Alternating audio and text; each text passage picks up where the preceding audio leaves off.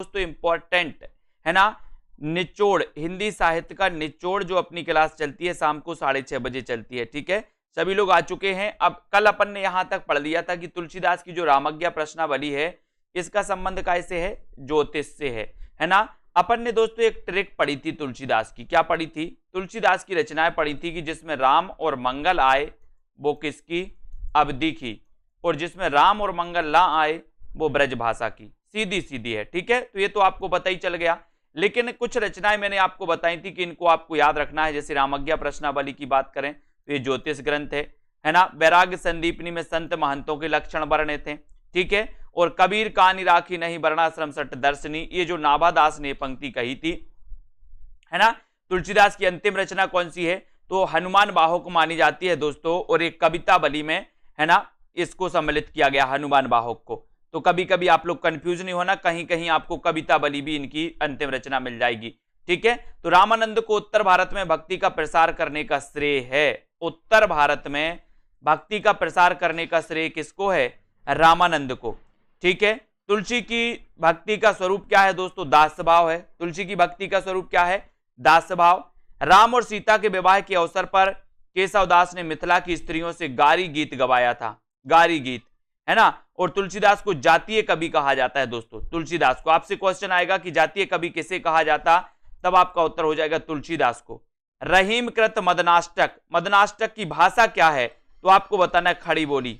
मदनाष्टक की भाषा क्या है, खड़ी बोली है। ठीक है, यहां तक अपन ने पढ़ लिया था। अब आज का अपन स्टार्ट करते हैं, लगभग सभी लोग आ चुके होंगे है ना। चलिए, तो यहां पर अपन को देखना है कि तुलसीदास ना संस्कृत को छोड़कर भी, तुलसीदास ने संस्कृत को छोड़कर भी संस्कृत की शास्त्रीय परंपरा का निर्वहन किया। ये क्वेश्चन आया है एक बार, ये क्वेश्चन आ चुका है, आपसे सीधा पूछा जाता है कि वो ऐसा कौन सा कवि है जिसने संस्कृत को छोड़कर भी, संस्कृत को छोड़कर भी दोस्तों संस्कृत की पद्धति है ना, परंपरा, शास्त्रीय परंपरा का निर्वहन किया। तब आपका उत्तर क्या हो जाएगा, यहां पर उत्तर सीधा जाता है कि तुलसीदास ने संस्कृत को छोड़कर भी संस्कृत की शास्त्रीय परंपरा का निर्वहन किया। ठीक है, कई बार एक क्वेश्चन पूछा गया है, सभी लोग इन क्वेश्चनों को दोस्तों बहुत अच्छे से याद करना है।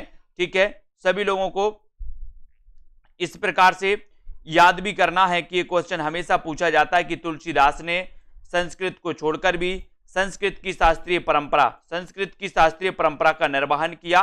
ठीक है, ये क्वेश्चन आपसे पूछा जाता है। तुलसीदास ने रामचरितमानस के उत्तरकांड में, रामचरितमानस के उत्तरकांड में दोस्तों काय का कलियुग का वर्णन किया है। यह क्वेश्चन कई बार आया है कि तुलसीदास ने रामचरितमानस के किस कांड में कलियुग का वर्णन किया है दोस्तों, किस कांड में किया है, उत्तरकांड में किया है। आपको याद रख लेना है, कलियुग का वर्णन किया है। ठीक है, और एक क्वेश्चन अपन ने पढ़ा था कि तुलसीदास ने कली काल की मुक्ति हेतु किसकी, कौन सी रचना की थी, कलिकाल की मुक्ति हेतु, बताइए कौन सी रचना की थी, आपको उत्तर बताना है। और तुलसीदास ने रामचरितमानस के उत्तरकांड में कलियुग का वर्णन किया है, यह भी आपको पता होनी चाहिए है ना। तो रामचरितमानस में कितने कांड हैं दोस्तों, 7 कांड हैं है ना। रामचरितमानस का रचना काल क्या है, यह भी आपको बताना है ना। कलिकाल की मुक्ति हेतु कौन सी रचना की थी, यह भी आपको बताना है। बताइए जल्दी 2 क्वेश्चन के आंसर। आचार्य शुक्ल ने तुलसीदास के ग्रंथों की संख्या कितनी मानी है दोस्तों, 12 मानी है। कितनी मानी, 12।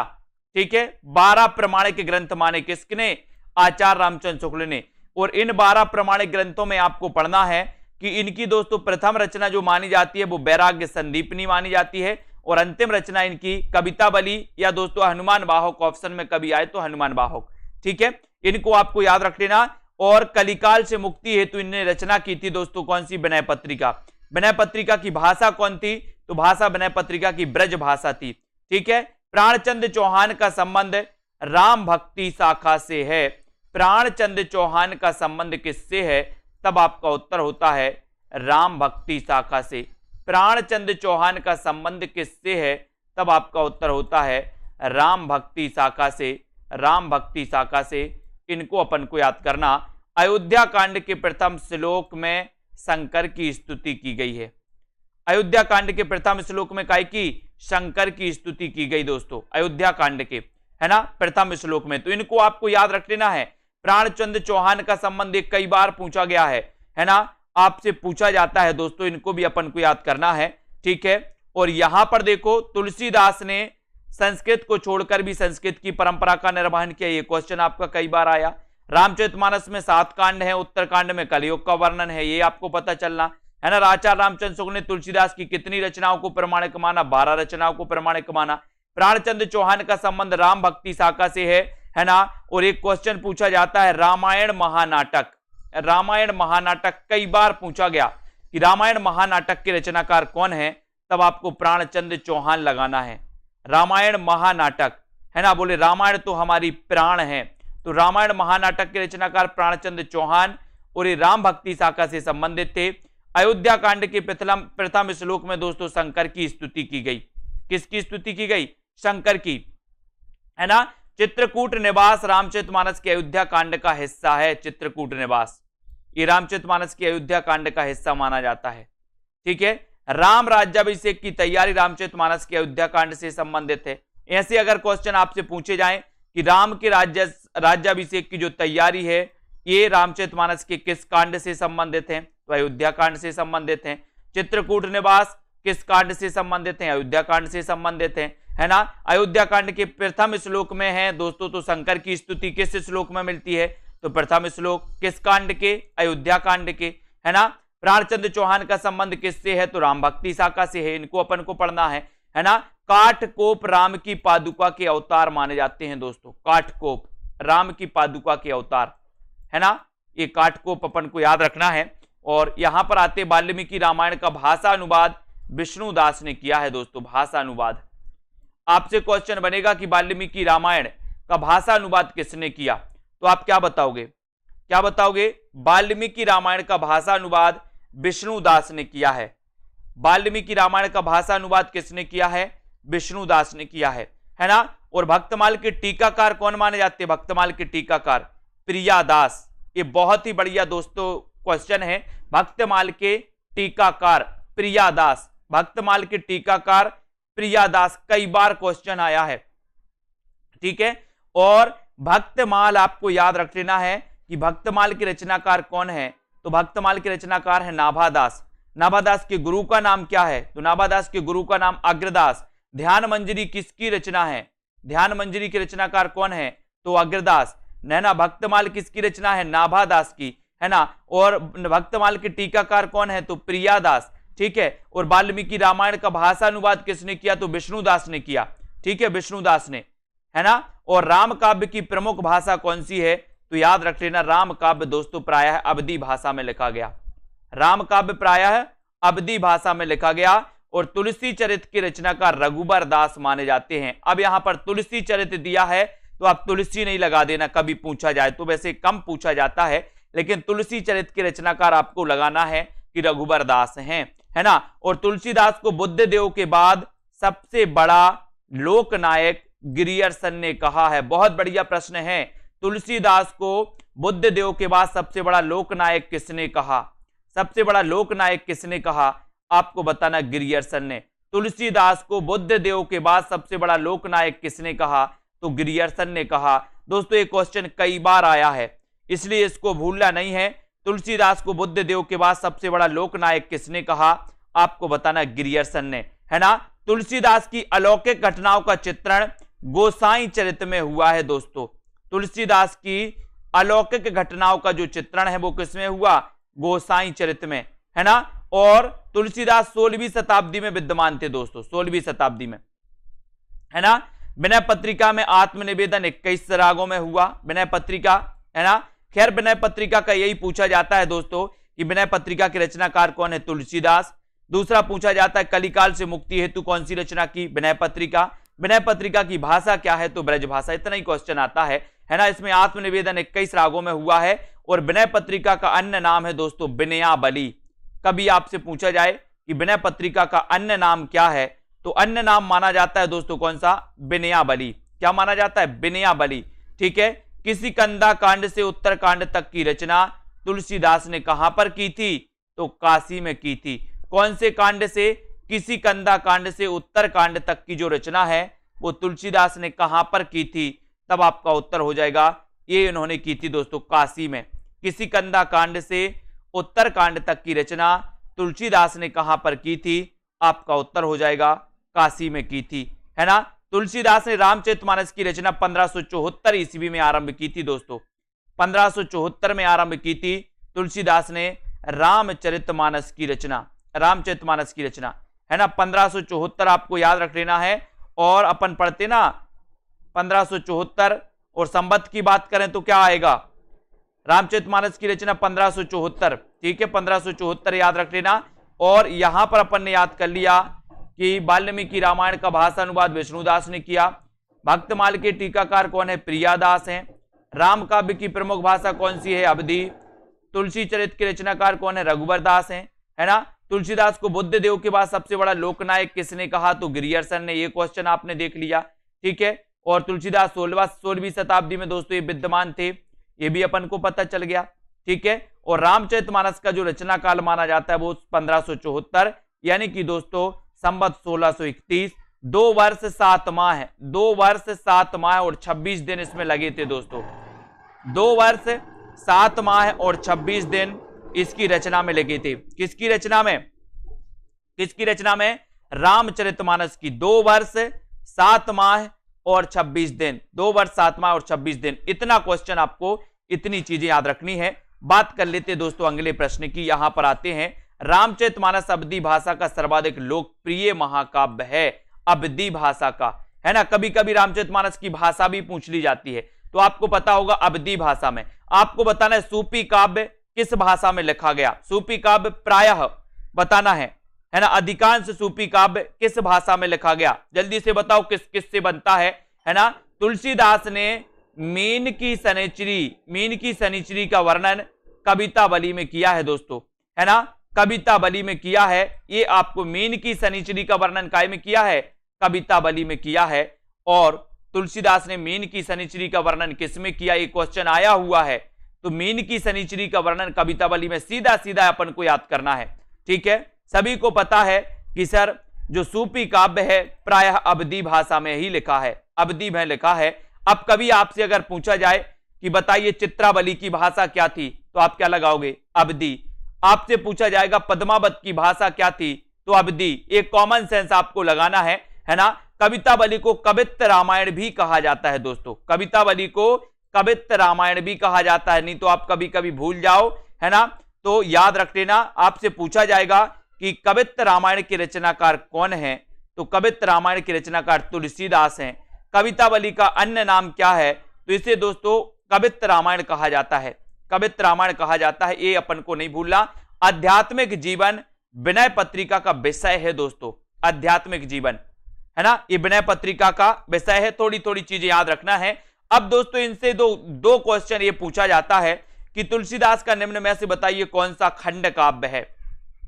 तो इनके 2 मंगल वाले हैं दोस्तों, एक तो पार्वती मंगल और एक जानकी मंगल, है ना। ये 2 खंड काव्य हैं, इनको आपको याद रख लेना। पार्वती मंगल खंड काव्य है और जानकी मंगल भी खंड काव्य है, ठीक है। कुमार संभव से प्रभावित हैं, ये अपन को याद रख लेना दोस्तों।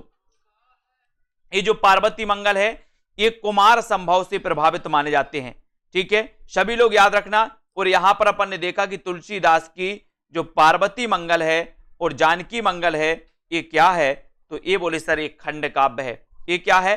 खंड काव्य, ठीक है। ये क्वेश्चन आता है निम्न में से बताइए कौन सा खंड काव्य है। तो आपको पता चल गया ना कि पार्वती मंगल और जानकी मंगल ये क्या है? खंड काव्य है, खंड काव्य, ठीक है। इनको भी अपन को याद रख लेना है। अब यहां पर अपन को पढ़ते हैं कि दोस्तों तुलसीदास द्वारा रचित वैराग्य संदीपनी जो ग्रंथ है वो दार्शनिक माना जाता है दोस्तों। वैराग्य संदीपनी इनका जो ग्रंथ है ये कैसा माना जाता है? दार्शनिक माना जाता है ना। तो इसको याद रखेंगे कि बोले सर तुलसीदास का जो वैराग्य संदीपनी ग्रंथ है ये दार्शनिक माना जाता है। और केशव कृत रामचंद्रिका का आधार जो है वो क्या है? वाल्मीकि रामायण। अब आपको पता होगा दोस्तों कि जो रामचंद्रिका की रचना की थी केशवदास ने, है ना, ये दोस्तों भक्तिकालीन रचना मानी जाती है रामचंद्रिका। आपको पता होगा भक्तिकालीन रचना मानी जाती है रामचंद्रिका, ठीक है। और रामचंद्रिका का जो आधार था वो वाल्मीकि रामायण था। कहते हैं कि रामचंद्रिका की रचना एक रात में की थी दोस्तों केशवदास ने, एक रात में की थी, है ना, रामचंद्रिका की। और इसके बारे में आपसे क्वेश्चन जो सबसे ज्यादा बनता है, सबसे पहले तो यही बनता है कि रामचंद्रिका के रचनाकार कौन है। तो रामचंद्रिका और रामचरितमानस, इसमें लोग कंफ्यूज हो जाते हैं और तुलसीदास लगा देते रामचंद्रिका को, लेकिन अब ऐसा नहीं करना। रामचरितमानस तुलसीदास और रामचंद्रिका केशवदास, ठीक है। फिर आपसे पूछा जाएगा कि रामचंद्रिका को छंदों का अजायब घर किसने कहा, तब आपको उत्तर लगाना है राम स्वरूप चतुर्वेदी ने। यह क्वेश्चन कई बार आया है कि रामचंद्रिका को छंदों का अजायब घर किसने कहा, तब आपका उत्तर होता है राम स्वरूप चतुर्वेदी, राम स्वरूप चतुर्वेदी, है ना। और आचार्य शुक्ल ने तुलसी को हिंदी का सर्वश्रेष्ठ कवि घोषित किया है। दोस्तों आपको पता है कि जो आचार्य रामचंद्र शुक्ल अगर किसी रचना से सबसे ज्यादा प्रभावित थे तो वो रचना इनकी थी, कौन सी थी, रामचरितमानस। सबसे ज्यादा प्रभावित थे दोस्तों रामचरितमानस से, कौन, आचार्य रामचंद्र शुक्ल, ठीक है। तो इन चीजों को आपको याद करना है। तो आचार्य शुक्ल ने तुलसी को हिंदी का सर्वश्रेष्ठ कवि घोषित किया, है ना। और केशवकृत रामचंद्रिका का आधार वाल्मीकि रामायण है। रामचंद्रिका के रचनाकार केशवदास हैं। रामचंद्रिका को छंदों का अजायब घर किसने कहा, तो ये भी आपको याद रख लेना है, ठीक है। तुलसीदास द्वारा वैराग्य संदीपनी ग्रंथ दार्शनिक माना जाता है, संतों महंतों का वर्णन है, वेरी गुड, है ना। और पार्वती मंगल और जानकी मंगल इनके खंड काव्य हैं, ये भी आपको पता चल गया। कविता बलि का अन्य नाम क्या है, तो कवित्र रामायण है, ठीक है, ये भी आपको पता चल गया। तुलसीदास ने मीन की शनिचरी का वर्णन कविता बलि में किया है। मीन की शनिचरी का वर्णन किस रचना में किया है, कविता बलि में किया है ना। ये क्वेश्चन आपसे पूछे जाएंगे। और दोस्तों अगला क्वेश्चन है यहां पर कि अकबर के समकालीन होते हुए भी तुलसीदास का उल्लेख आईने अकबरी में नहीं मिलता। ये क्वेश्चन कई बार आया है कि निम्न में से बताइए ऐसा कवि कौन सा है जो अकबर के समकालीन होते हुए भी, ऐसा कवि कौन है जो अकबर के समकालीन होते हुए भी दोस्तों, होते हुए भी उसका उल्लेख आईने अकबरी में नहीं मिलता, आईने अकबरी में नहीं मिलता।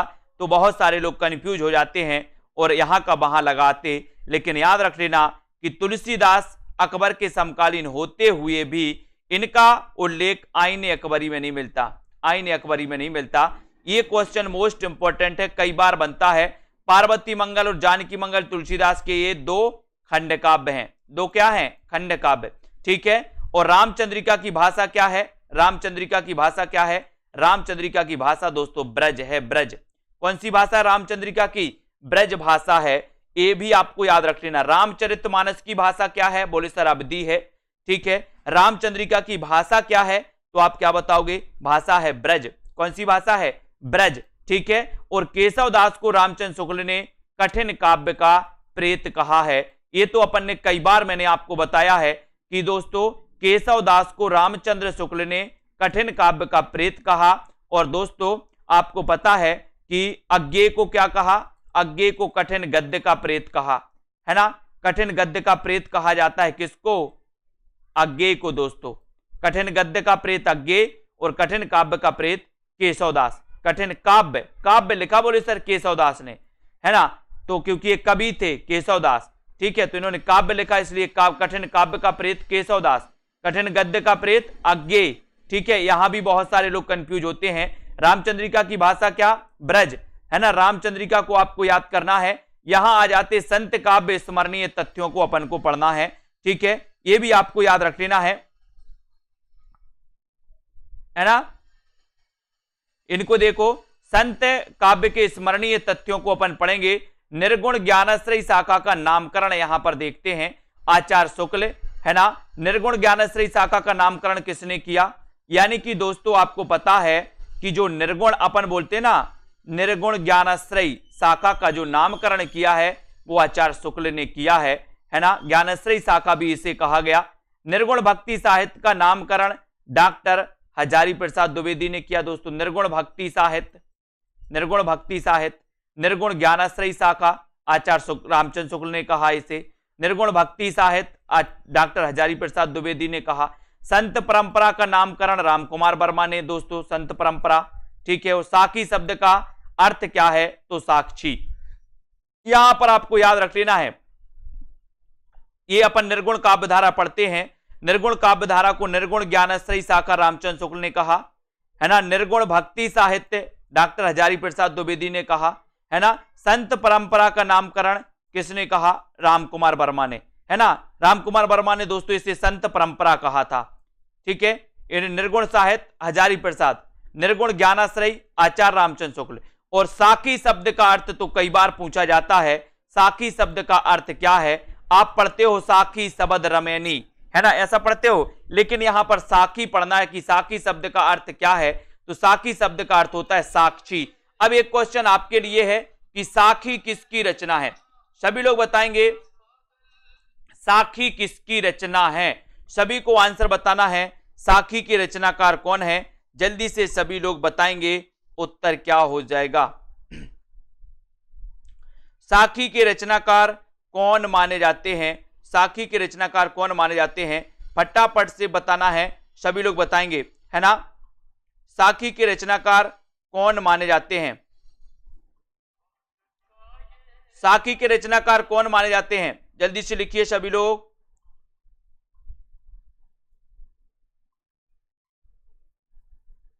साखी के रचनाकार, देखते हैं कौन कौन सही उत्तर बताता है ना।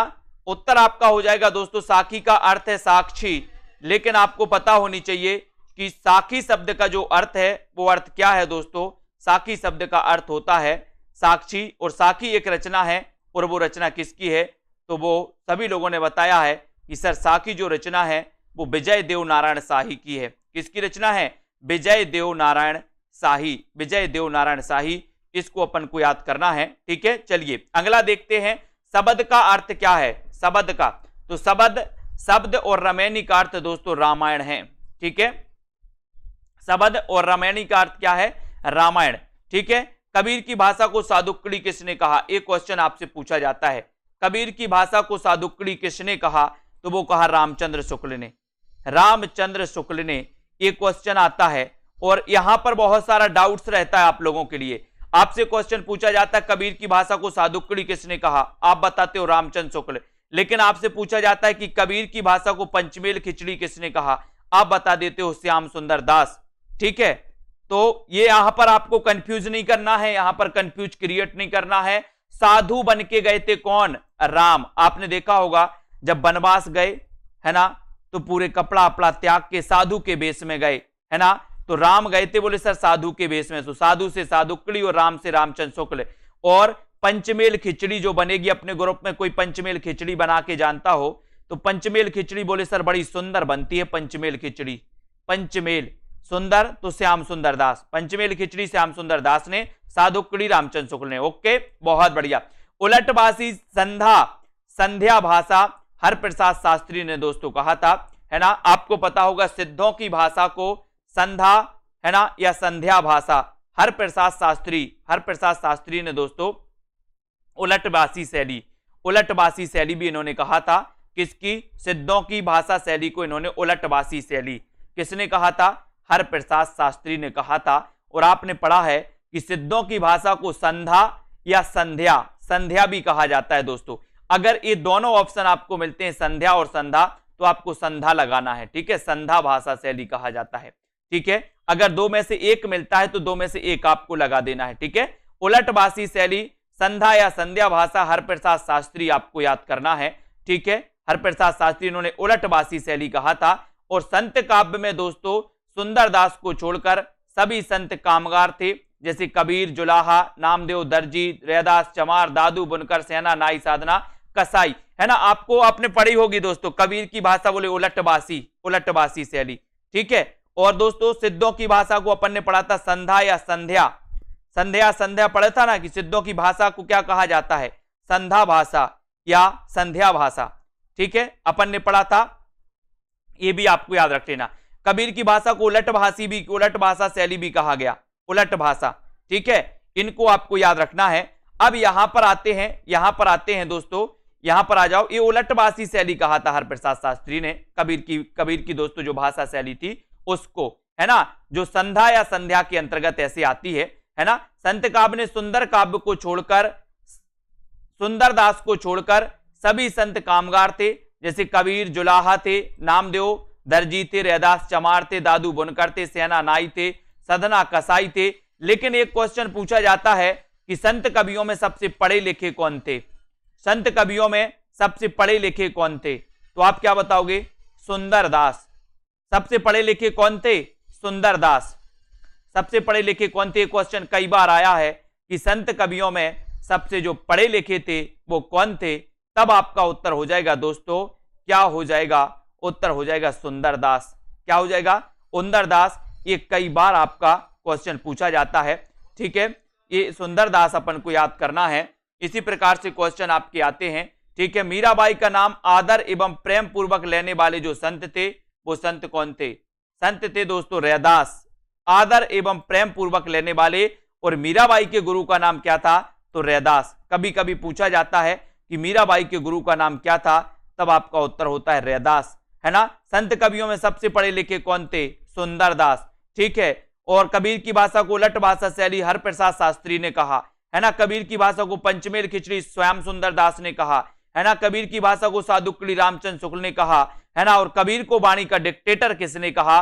तो आपको बताना है जल्दी से, सभी लोग कमेंट में लिखेंगे कबीर को वाणी का डिक्टेटर किसने कहा। फटाफट से बताएं उत्तर क्या होता है, जल्दी बताओ। कबीर को वाणी का डिक्टेटर किसने कहा, ये आपको बताना है। और यहां पर याद रखो, अनाडंबर, सहज शैली, निरीह आत्मसमर्पण एवं अनायास सा हृदय को प्रभावित करने वाले जो संत थे वो संत थे रैदास। रैदास थे दोस्तों, है ना। और कबीर को वाणी का डिक्टेटर कहा हजारी पर। 3 क्वेश्चन है, 3 में से एक क्वेश्चन आपको मिल जाएगा एग्जाम में। कौन कौन से 3 क्वेश्चन है? एक तो कबीर की भाषा को साधुकड़ी किसने कहा? मैटरकिलोज रामचंद्र शुक्ल, है ना। फिर आपसे पूछा जाएगा कबीर की भाषा को पंचमेल खिचड़ी किसने कहा? मैटरकिलोज श्याम सुंदर दास। फिर आपसे पूछा जाएगा कबीर को वाणी का डिक्टेटर किसने कहा? तो मैटरकिलोज हजारी प्रसाद द्विवेदी। 3 में से एक क्वेश्चन आपके एग्जाम में आएगा, ठीक है, याद रखना। और अनाडंबर, सहज शैली, निरीह आत्मसमर्पण एवं अनायास सा हृदय को प्रभावित करने वाले जो संत हैं वो संत कौन है? रैदास। कौन है? रैदास। और दादू की वाणियों का संपादन सर्वप्रथम किसने किया? तो संतदास और जगनदास ने किया था। किस नाम से किया था? हरडे बानी नाम से किया। मोस्ट इंपॉर्टेंट क्वेश्चन है दोस्तों, ये क्वेश्चन आपसे कई बार पूछा जाएगा। आपसे क्वेश्चन पूछा जाएगा दोस्तों कि दादू की वाणियों का संपादन हरडे बानी नाम से किसने किया? हरडे बानी नाम से किसने किया? तब आपको संतदास और जगनदास लगाना है ना। याद रख लेना, ये हमेशा पूछा जाता है, ठीक है। सभी लोग याद रखना, दादू की वाणियों का संपादन सर्वप्रथम संतदास और जगनदास ने हरडे बानी नाम से किया है। ये सभी लोग याद रखेंगे दोस्तों, सभी को इनको याद रखना है। बहुत बढ़िया प्रश्न है दोस्तों, आपसे पूछा जाएगा कि दादू की वाणियों का संपादन हरडे बानी नाम से किसने किया? तब आपका सीधा उत्तर जाएगा, सीधा उत्तर है संतदास और जगनदास। ये मोस्ट इंपोर्टेंट है, हर परीक्षा में आपको देखने को मिल जाएगा, ठीक है। इसको याद रखना है, सभी लोग याद रखेंगे। और संतदास और जगनदास, इसको याद रखो, ठीक है। बाद में रज्जब ने अंगबधु नाम से किया था दोस्तों। अगर आपसे पूछा जाए कि दादू की वाणियों का संकलन अंगबधु नाम से किसने किया, तो अंगबधु नाम से किया था किसने? रज्जब ने। आप बोलोगे सर इसमें से कौन सा क्वेश्चन आएगा, तो मैंने आपको बता दिया कि 2 में से एक क्वेश्चन आपका आएगा। कौन कौन से में से? दादू की वाणियों का संपादन सर्वप्रथम संत हरडे बानी नाम से किसने किया, ये क्वेश्चन आ जाएगा। या फिर दोस्तों ये आएगा कि दादू की वाणियों का संकलन अंगबधु नाम से किसने किया, तो अंगबधु नाम से रज्जब ने किया। 2 में से एक क्वेश्चन आएगा, पक्का गठान बांध के रख लो, पूछा ही जाएगा, है ना। हरिदास निरंजनी की रचनाओं का संपादन हरिपुरुष जी ने किया दोस्तों। हरिदास निरंजनी की रचनाओं का संपादन किसने किया? हरिपुरुष जी ने किया है, ठीक है। और रज्जब, जगन्नाथ जी और सुंदरदास के गुरु कौन थे? तो दादू दयाल थे, है ना। महत्वपूर्ण क्वेश्चन है। यहां पर आ जाओ, दादू के शिष्यों सर्वाधिक शास्त्रीय ज्ञान संपन्न जो शिष्य थे वो कौन से थे? सुंदरदास। तो ये क्वेश्चन भी आता है कि संतों में सबसे पढ़े लिखे, सबसे शास्त्रज्ञ, सबसे शास्त्रीय ज्ञान संपन्न कौन थे? तो वो थे सुंदरदास। कौन थे? सुंदरदास थे। ये भी अपन को याद रख लेना है। अब यहां पर आ जाओ, ठीक है। साधक वही हो सकता है जो वीर हो, सिर उतार कर रख सके, ये दादू ने कहा था। किसने कहा था? दादू ने। क्या कहा था? ये याद रखना कि साधक वही हो सकता है जो वीर हो, सिर उतार कर रख सके, ये दादू ने कहा था। किसने कहा था? दादू ने, ठीक है। बहुत बढ़िया। अगला क्वेश्चन यहां पर आते हैं, गुरु शिष्य किस गुरु के शिष्यों का एक दल नागा लड़ाकू ही रह गया, नागा या लड़ाकू ही रह गया? तो दादू के शिष्यों का एक दल नागा लड़ाकू ही रह गया। तो दादू आपको याद रख लेना, दादू के शिष्यों का एक दल नागा लड़ाकू ही रह गया। ठीक है, ये दादू के शिष्यों का हो गया। और पाक पत्तन में रहने वाले पर शेख इब्राहिम एवं फरीद सानी कहलाने वाले जो थे वो कौन थे? शेख फरीद थे। ठीक है, कोई महत्वपूर्ण इतना नहीं है, लेकिन आदि ग्रंथ के अंतर्गत महिला प्रकरण में बाणियां संग्रहित हैं तो किसकी हैं? नानक देव की हैं। मोस्ट इंपॉर्टेंट क्वेश्चन बनता है, आपसे पूछा जाता है कि आदि ग्रंथ में, सिक्कों के आदि ग्रंथ में दोस्तों गुरु नानक देव की जो बाणियां हैं वो किस प्रकरण में संग्रहित हैं? तो किस प्रकरण में संग्रहित हैं? वो है महिला प्रकरण में। कौन सी प्रकरण में? महिला प्रकरण में। ये क्वेश्चन कई बार आया है ना?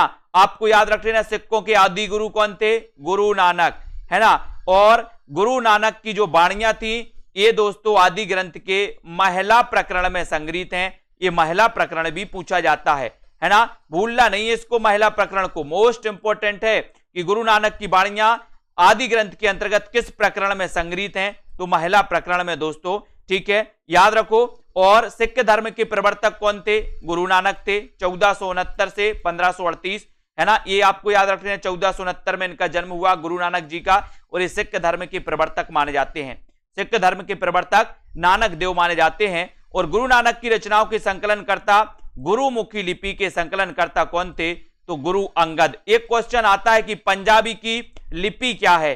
पंजाबी भाषा की लिपि क्या है ना? आपने पढ़ा होगा दोस्तों कि पंजाबी और लहंदा पैसाची अपभ्रंश से इनका उदय होता है। कौन कौन का? पंजाबी और लहंदा का। अपन पढ़ते ना कि पंजाबी लहंगा चाहिए पैसाची, पूरे पंजाबी लहंगा के लिए पैसा चाहिए। तो पैसाची अपभ्रंश से दो भाषाएं निकली। कौन कौन सी निकली? एक तो पंजाबी और दूसरी निकली थी दोस्तों कौन सी? लहंदा। अब आपसे एक क्वेश्चन आता है कि पंजाबी की लिपि क्या है, तब आप बताते हो गुरुमुखी लिपि। कौन सी लिपि है? गुरुमुखी लिपि है ना? और गुरु नानक की रचनाओं के संकलनकर्ता, गुरुमुखी लिपि के संकलनकर्ता कौन माने जाते हैं? ये क्वेश्चन भी आपको याद रख लेना है। वो माने जाते हैं गुरु अंगद। कौन माने जाते हैं दोस्तों? गुरु अंगद माने जाते हैं। और लंगर द्वारा अतिथि सत्कार की प्रथा एवं अच्छे कवि गुरु अंगद कहलाते हैं दोस्तों। अगर कभी आपसे पूछा जाएगा कि लंगर द्वारा अतिथि सत्कार की जो प्रथा है एवं अच्छे कवि किसे कहा जाता है, तब आपको याद रख लेना है दोस्तों, है ना? इसको याद रख लेना, गुरु अंगद आपको याद रख लेना, गुरु अंगद। इसको सभी लोग याद रखेंगे। लंगर द्वारा अतिथि सत्कार की प्रथा एवं अच्छे कवि गुरु अंगद कहे जाते हैं, है ना? अब यहां पर देखो, कांता भाव से भजन करने वाले सिख संत कौन है? तो कांता भाव से याद रख लेना दोस्तों। इतना ही आपको याद रख लेना है, कांता भाव से भजन करने वाले सिख संत कौन है? तो चौथे गुरु रामदास हैं, चौथे गुरु रामदास हैं। ये क्वेश्चन मोस्ट इंपॉर्टेंट है, कभी कभी आपसे पूछ लिया जाता है। कांता भाव से भजन करने वाले जो सिख थे वो चौथे सिख गुरु कौन थे? तो वो गुरु थे दोस्तों गुरु रामदास। कौन थे? गुरु रामदास, है ना? आदि ग्रंथ का संपादन एवं संकलन किसने किया? ये क्वेश्चन तो मोस्ट इंपॉर्टेंट है। पांचवें गुरु अर्जुन देव ने। ऐसा भी क्वेश्चन आता है कि सिखों के पांचवें गुरु कौन थे? तो पांचवें गुरु कौन थे? अर्जुन देव थे, है ना? और आदि ग्रंथ का संपादन और संकलन किसने किया? तो संपादन और संकलन जो किया था वो अर्जुन देव ने किया था। किसने किया था? अर्जुन देव ने किया था। ये भी आपको याद रख लेना, पांचवें गुरु थे। मोस्ट इंपॉर्टेंट है। यहां से थोड़ा सा आपको याद करना है कि सर यहां पर अपन ने देखा था कि गुरु नानक की बाणियां जो संकलित हैं वो महिला प्रकरण में संकलित हैं। सिख धर्म के प्रवर्तक कौन है? नानक हैं। ठीक है, इनको अपन को याद रख लेना है। गुरु नानक की रचनाओं के संकलनकर्ता, गुरुमुखी लिपि के संकलनकर्ता गुरु अंगद माने जाते हैं। इन्होंने गुरु नानक की रचनाओं का संकलन किया, है ना? लंगर द्वारा अतिथि सत्कार की प्रथा एवं अच्छे कवि को कौन कहे जाते? गुरु अंगद कहे जाते हैं। ठीक है, कांता भाव से भजन भक्ति करने वाले जो सिख संत थे वो कौन थे? गुरु रामदास थे, कांता भाव से, है ना? और आदि ग्रंथ का संपादन और संकलन किसने किया? तो पांचवें गुरु अर्जुन देव ने किया है। इतनी चीजें आपको याद रख लेना है। फिर कल से अपन दोस्तों अंगद द्वारा, है ना, थोड़ा और पढ़ लेते हैं, सिख धर्म को पढ़ लेते हैं, यहां पर सिख गुरुओं को पढ़ लेते हैं। अंगद द्वारा प्रचारित गुरुमुखी लिपि में आदि ग्रंथ का लेखन गुरु अर्जुन देव द्वारा किया, है ना, द्वारा गुरुदास से दोस्तों करवाया गया था, गुरुदास के द्वारा ये करवाया गया था, ठीक है, गुरु अर्जुन देव के द्वारा गुरुदास से करवाया गया था, ऐसे, ठीक है, ये याद रखो। पंजाबीपन से मुक्त भाषा ब्रज भाषा की निकट भाषा 9वें गुरु तेग बहादुर की थी दोस्तों। पंजाबीपन से मुक्त भाषा और ब्रज भाषा के निकट जो भाषा थी वो किस गुरु की थी? 9वें गुरु तेग बहादुर की ब्रज भाषा के निकट थी। पंजाबीपन से इनकी भाषा मुक्त थी, है ना, किस गुरु की थी? तेग बहादुर की, ठीक है। सिखों के गुरुओं में सुकवि एवं अच्छे कवियों के आश्रयदाता 10वें एवं अंतिम जो गुरु थे वो गुरु गोविंद थे, और गुरु गोविंद 10वें थे दोस्तों। कौन से थे? एक क्वेश्चन आता है कि 10वें सिखों के 10वें गुरु कौन थे? तो गुरु गोविंद थे। इन्होंने दोस्तों सिख गुरुओं में सबसे अधिक परिमार्जित एवं प्रवाहमयी भाषा थी तो गुरु गोविंद सिंह की थी। परिमार्जित और प्रवाहमयी गुरु गोविंद की थी, और गुरु गोविंद ने जो परंपरा थी दोस्तों, सिखों की गुरुओं की परंपरा थी, इसको समाप्त कर दिया था। किसने? गुरु गोविंद ने। अपन ने पढ़ा है गुरु गोविंद दोई खड़े काके लागू पाए, है ना। तो यहां पर आपको सिखों से, सिख गुरुओं से भी कुछ क्वेश्चन आते हैं जिनको आपको बहुत अच्छे से पढ़ना है दोस्तों, है ना, कि सिख धर्म के प्रवर्तक कौन थे? नानक देव थे, ठीक है। नानक देव का जो जन्म हुआ था गुरु नानक देव का वो 1469 में हुआ था, 1469 में हुआ था, ठीक है। और गुरु नानक की रचनाओं का संकलन किसने किया? गुरु अंगद ने किया, ठीक है। गुरुमुखी लिपि के संकलनकर्ता भी दोस्तों गुरु अंगद, ठीक है। ये भी याद रख लेना। लंगर अतिथि सत्कार प्रथा एवं अच्छे गुरु कौन है? अच्छे गुरु अंगद हैं, ठीक है। कांता भाव से भक्ति करने वाले गुरु कौन थे? गुरु रामदास थे। 5वें गुरु कौन थे? अर्जुन देव थे, ठीक है। और आदि ग्रंथ का संपादन और संकलन किसने किया था? तो अर्जुन देव ने। ये क्वेश्चन आपसे हमेशा पूछे जाएंगे, इन क्वेश्चनों को आपको बार बार पढ़ना है। ये वो मोस्ट इंपॉर्टेंट क्वेश्चन है दोस्तों जो आपसे पूछे जाते हैं, एग्जाम में मिल जाते हैं आपको, ठीक है। तो जितनी चीजें इंपॉर्टेंट बताई गई हैं तो याद रख लेना, ये बहुत ही इंपॉर्टेंट है। इतने महत्वपूर्ण चीजें आपसे पूछी जाती हैं, ठीक है। बहुत बढ़िया। सभी लोग इसी प्रकार से दोस्तों पढ़ते रहें और लाइक करते रहें, निरंतर अध्ययन अपना करते रहें, है ना, अपने साथियों को जोड़ते रहें, और जिनको मॉडल पेपर लगाना है वो मॉडल पेपर लगा सकते हैं, ठीक है। और दोस्तों आपका जो प्लान है वो बहुत अच्छे से बना देना है ना, ये भी आपको याद रख लेना है। सभी लोगों ने दोस्तों, सभी लोगों को क्या करना है? अपना जो प्लान है वो बना लेना है। कैसा प्लान बना लेना है? बोले सर कैसे कैसे अपन को पढ़ना है, कैसे कैसे पढ़ना है ना। तो अपन को पढ़ना कैसे है उसके लिए अब आपके एक सवा महीने हैं, उसके लिए आपको कैसे रिवीजन करना है ना, वो सारी चीजें आपको बना लेनी है। और कैसे कैसे करना है मैंने तो आपको पूरा बता दिया है। कैसे बता दिया है कि सुबह 9:30 बजे एक क्लास आएगी यूथ कंपटीशन की, वो सभी को देखना है। सुबह 9:30 बजे वाली वो सभी लोग देखेंगे, ठीक है। अब दोस्तों आपको क्या पढ़ना है? ये जो दोनों क्लास हैं, दोनों क्लासों को पढ़ना है, ठीक है। सभी लोग एक बार टेस्ट अगर लगा सको आप तो पूरे टेस्ट एक बार लगा लो। अगर आपको टाइम मिलता है तो पूरे टेस्ट आप लगा लो, ठीक है। जितने भी टेस्ट बैच नंबर 1 के हैं, 2 के, 3 के, सभी लोग लगा लें, टेस्ट लगा लो। ट्रिकी वीडियो पूरे देख लो एक बार, है ना। और दोस्तों डाउट्स वाले वीडियो तो लगभग मैंने करवा दिए हैं बहुत अच्छे से, जो डाउट्स हैं वो भी आपको करवा दिए। और इस जो क्लास है निचोड़ वाली, इसमें और आपको अच्छे से और बहुत अच्छे से आपको मिल जाएगा, ठीक है। मटेरियल सारा का सारा ये आपको मिलता जाएगा, ठीक है। और चिंता ना करें, एक बार आपको आदिकाल से फिर से अगले बैच में रिवाइज किया जाएगा। अपन जो ये निचोड़ वाला जैसे ही क्लास खत्म होगी अपन नेक्स्ट बैच स्टार्ट करेंगे, और नेक्स्ट बैच में दोस्तों इस 6:30 वाली क्लास में आपको शुरुआत से एक बार रिवाइज किया जाएगा आदिकाल से, है ना, जब तक आपका एग्जाम आएगा। और दोस्तों यहां पर गद्य साहित्य चालू हो जाएगा। 5 वाली क्लास में गद्य साहित्य चालू हो जाएगा और 6:30 वाली क्लास में आदिकाल से चालू हो जाएगा, है ना। तो दोनों का कॉम्बिनेशन बनेगा। 5 वाली क्लास में गद्य साहित्य और 6 वाली क्लास में दोस्तों आदिकाल यानी कि स्टार्ट से, है ना। तो बिल्कुल अच्छे से बने रहें। संस्कृत पढ़ना है, अजय शर्मा जी संस्कृत पढ़िए। संस्कृत आपको ही पढ़ना है, अपने हिसाब से पढ़िए, जो भी आपको दोस्तों लगता है वो आप संस्कृत को भी कवर करिए, ठीक है। तो धन्यवाद। जितना मैं बनेगा उतना मैं आपके लिए पूरा एग्जाम तक कोशिश करूंगा, बहुत अच्छे से रिवाइज करने का भी करूंगा। सिर्फ आपकी जरूरत है, तो वो जरूरत ये है कि दोस्तों, ठीक है, गीता जी दिखेंगे आपके मोबाइल में, क्यों नहीं दिख रहा है? एक बार अगर कोई ऐप में प्रॉब्लम जाती है तो मोबाइल को ऑफ किया करें, ऑफ करके मोबाइल को एक बार पुनः चालू कर लिया करें, ठीक है। पुनः चालू कर लेते हो तो ऐप बिल्कुल सही सॉलिड काम करने लगता है। चूंकि आप क्या करते हो कि दोस्तों गड़बड़ हो जाता है आपके मोबाइल में, आप कुछ उसमें बहुत सारी ऐसी फाइलें फंस जाती हैं, ठीक है। तो सभी